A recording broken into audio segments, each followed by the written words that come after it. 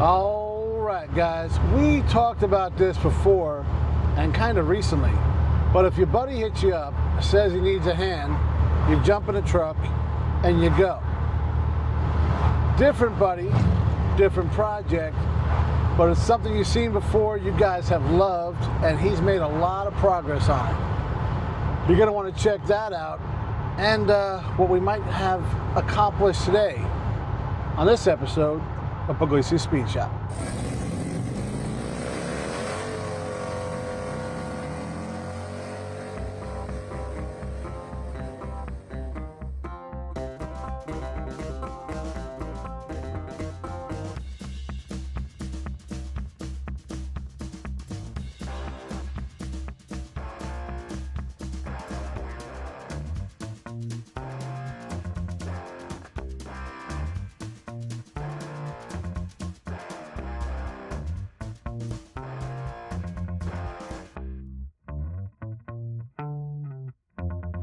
Right, so not too long ago, like I think 2 episodes, we had Jay, but it was a throwback, right? It was actually from November.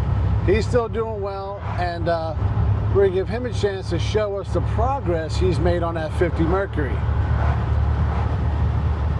He actually, if I'm not mistaken, has had it at a Cars and Coffee, but things didn't go that well on the way home. Lots of smoke out of the trans, and well, I believe he's got a new one. He's changed a bunch of stuff. We'll wait till we get there to get all the ins and outs. But guys, we're picking up right where we left off because not so much on his project, but I just left the car show. Last week, that's what we did. We went to the car show. He hit me up there. I talked about it at the end of the video. Went home, changed, put on some less clean clothes. Yeah, I wouldn't say they're dirty, but you know, that's all right. And grabbed a little bit of grub, and we're going over there to get some work done now. So he should have everything about. You never know. You guys know when, especially messing with something from the 50s, you never know what's going on. But we're gonna cut this intro short because I want to choke the life out of this guy in this Explorer. Can't drive for shite. I'm gonna tell you, man, the people around. All right, let me stop before I go on a rant, and let's just enjoy the rest of the ride now that that guy is no longer part of our lives. We'll bring it back when we get to Jay's house. All right, guys, we made it to Jay's, and as usual, we just got after it. Yeah, but that happens. It does. But we're accomplishing stuff. We are. Like, we were actually doing shit. You know how we're always promising to, like, honestly, we're going to get to something? Like, we actually did something. We actually did. So I did like a little intro on the way over, and I told everybody that you've been making a ton of progress and actually made it to Cars and Coffee. But I didn't know the whole process. I didn't want to give it away. I know it didn't go great on the way home. I had it together enough, and Cars and Coffee is 1.5 miles from my house. So I was like, I wasn't going to mention that part. I was going to ask like he went. You know, yeah, well, you know. But, you know, so, you know, Derek goes 800 miles, you know, and I'm like, I can make it 1.5 miles. That's it. Well, I made it about 3/4 mile and started letting the smoke out of the trans. It had way too much in it. So it made it. We got there and walked around, did the thing, and barely made it home, but it got back into the garage. So I was pretty much sick of that transmission anyway. It's over there. If anybody needs a core, it's got no smoke left in it. But so our buddy Apple found me one on the face space out of a '66 Mustang. Of course, me thinking, you know, C4 is a C4. Yeah, you're thinking like a Chevy guy. Thinking like a Chevy guy that'll just go in. No, that's not going to happen. So then I had to get a different flywheel, and it's a smaller converter, and blah blah blah. Anyway, finally got all that. Fast forward to today. Since this car has an X-frame and it's old, I can show you right here. The transmission, you can't just put it on the trans jack and bring it straight up in. Even though I have a removable cross member. Thank you, Ben. It's amazing. Oh, that thing's dope. That thing's dope.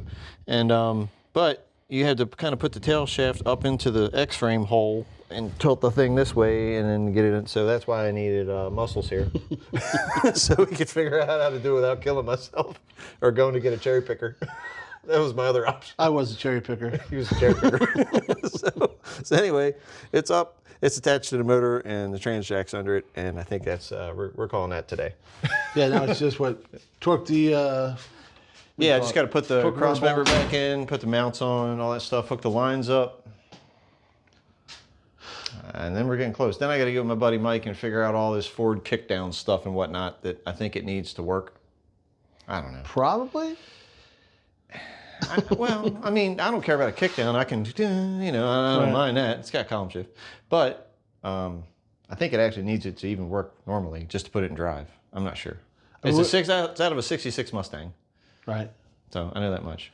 We're talking trash about Ford guys and transmission and how you can kick down as that, but like a $700 R4 could confuse. Oh, yeah.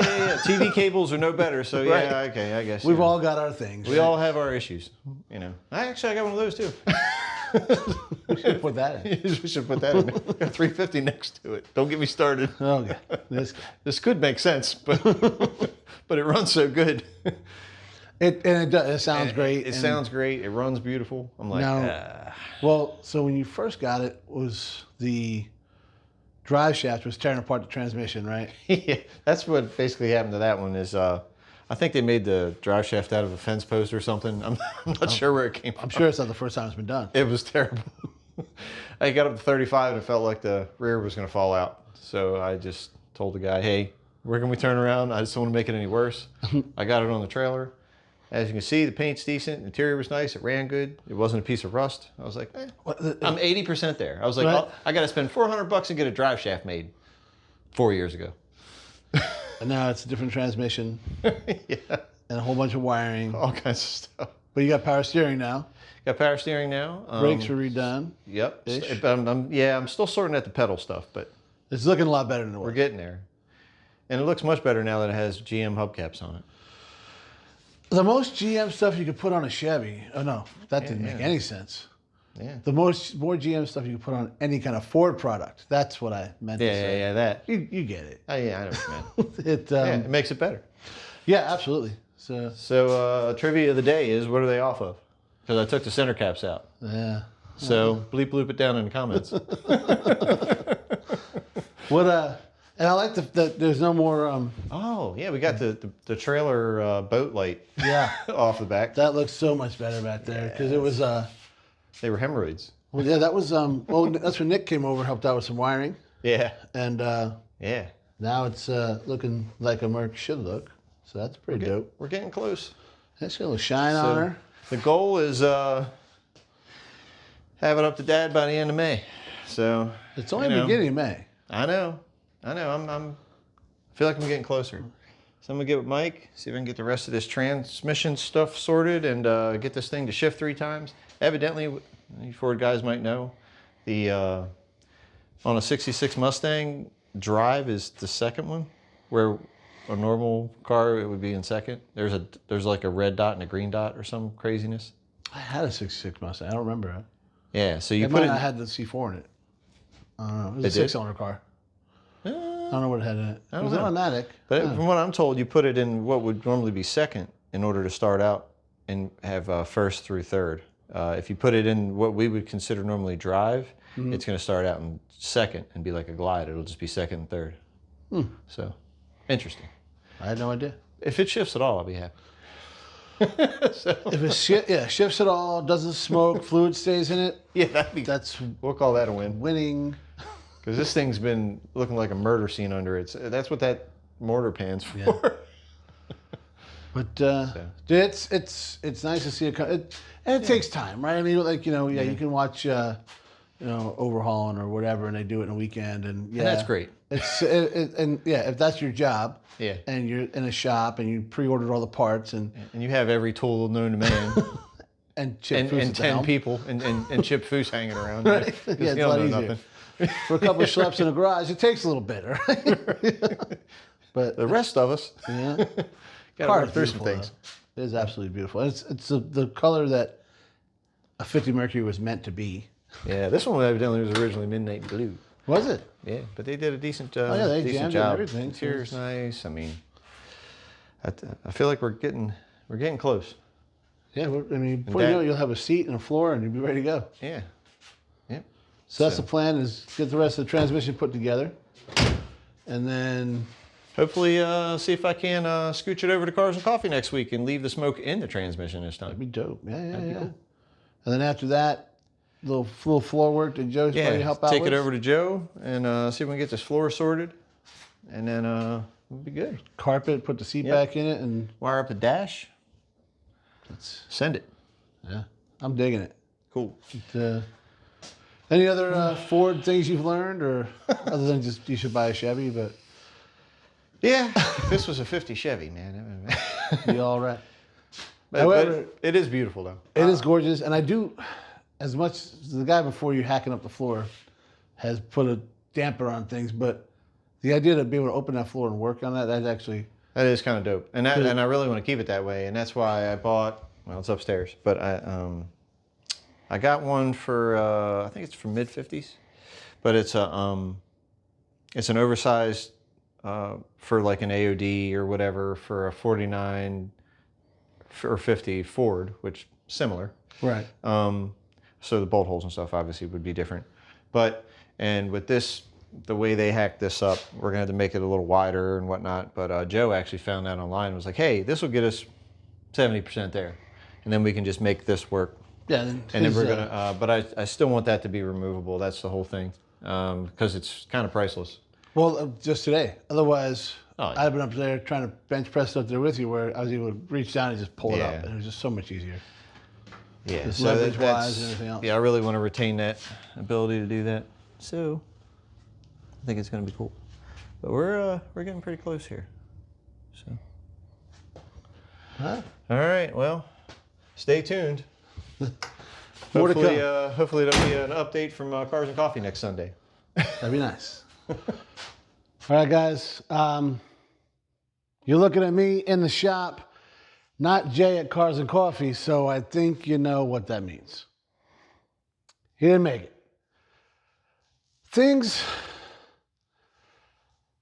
were difficult. So he explained some things to me. I'll explain them to you. So there's a plate on there for the starter, and that wasn't lined up right. That was different for the way the starter went in there, with the new flywheel. It was a whole thing. So he spent a lot of time elongating some holes, aligning some things, making it all work. So it is all together now, but still not running yet. This is something you run into no matter what you do. Unless he went and put the flathead and the 3-speed back in that car, this was going to happen. He could have put a small block in it. Like a lot of guys go small block. I'm a big fan of small block Chevy. You guys know this. I got a couple back there. And so he could have done that, and that could have probably, well, for us, it would make it easier, because Jay and I we're both Chevy guys. And there's a kit for everything, and they could have put it a little further forward. A lot of things could have happened. And we, as we've messed with this car, he's learned all that. Like, we've learned it together. Whoever put the car together was a Ford guy. And I say that because why else would you put a 351 and a C4 in it? Unless you want to keep it all Ford. So I do get that, but then again, I don't get that, because for a long time, every single hot rod had a small block Chevy in it. If it didn't still have the flathead in it, it had a small block Chevy. That's just from the beginning of time. Okay, maybe not the beginning of time, but the beginning of time that I care about, like building hot rods. And perfect example right here.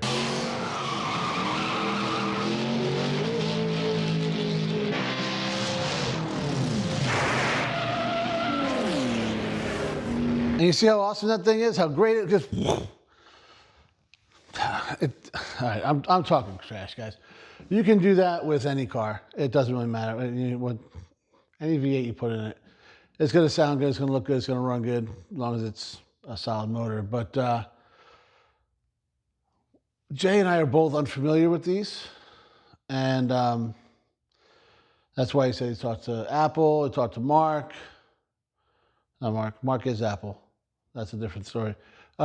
Mike, because they're Ford guys, right? Mike's a little bit everything guy. But